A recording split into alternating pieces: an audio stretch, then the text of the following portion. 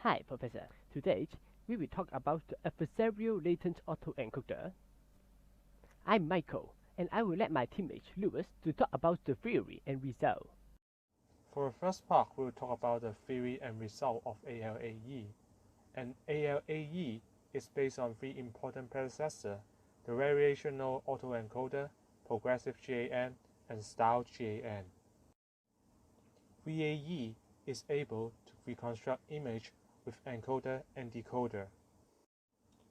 For the progressive GAN, it allows the generation of high-resolution image through step-by-step increasing the resolution during training.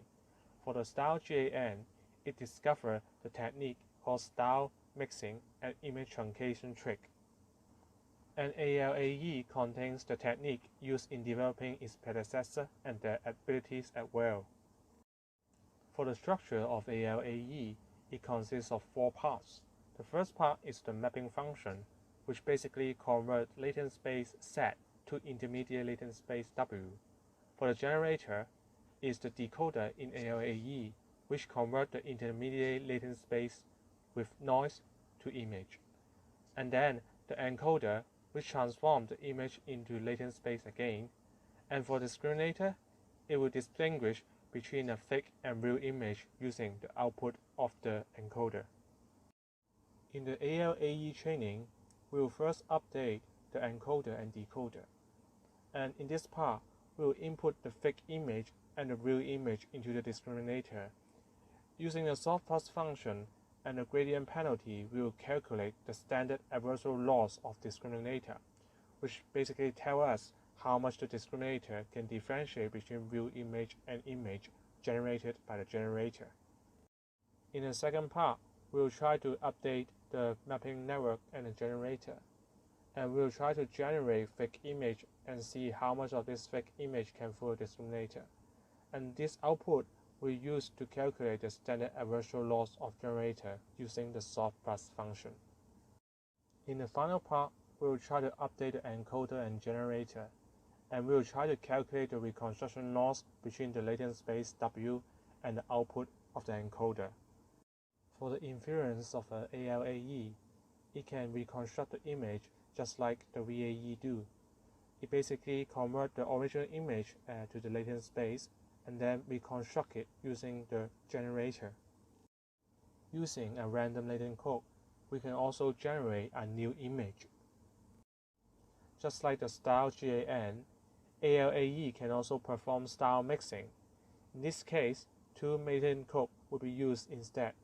The main latent code is responsible for the most input of the generator, shown in the right-hand side of the image, and on the other hand, another latent code for copying is only responsible for a few outputs, like the resolution from 4x4 to 8x8. If only the coarse spatial resolution are copied, the high-level style of image, like the pose, hairstyle, face shape, and eyeglasses, will be inherited. For the middle resolution, small-scale features from the face, hairstyle, and the status of the eyes are inherited. For those higher than the 64, it will only contribute to the color or small details of the image. For image truncation, the output of the mapping network will be transformed using the style factor, and it actually defines how far the image can be from the FH image. The new W will then input into the generator to generate new image. To evaluate the performance of the ALAE, FID is used. The higher the degree of distortion, blurriness, and noise in an image, the higher the FID is. So, a lower FID indicates a better image quality. To calculate FID, the activations of the linear layer of a pre-trained Inception Wi-Fi network are extracted. Two datasets, mean and variance of activations, are obtained and are used to calculate the FID with the equation below. PPL is another metric which is used to measure the degree of changes in the image due to the interpolation of latent space. If the change is drastic, it means that the features are more entangled. A latent space with a higher curvature with a larger PPL in general. Both PPL will be using the embedding of the VGG16 network, and during the calculation of PPL in W latent space, linear interpolation will be used while PPL instead will be using the spherical interpolation. The performance of style GAN and style ALAE with a final resolution of 1024 on the dataset FFHQ is made, and the ALAE performed better in terms of PPL, while style GAN outperformed ALAE in terms of FID. Thank you, Louis, and I will talk about what we have done in this project.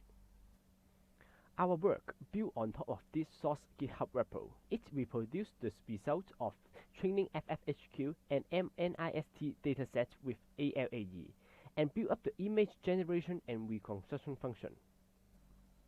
And we added 5 new things on top of it, which are Frechet inception distance, perceptual path length, style mixing, image truncation, and using new datasets for animate character.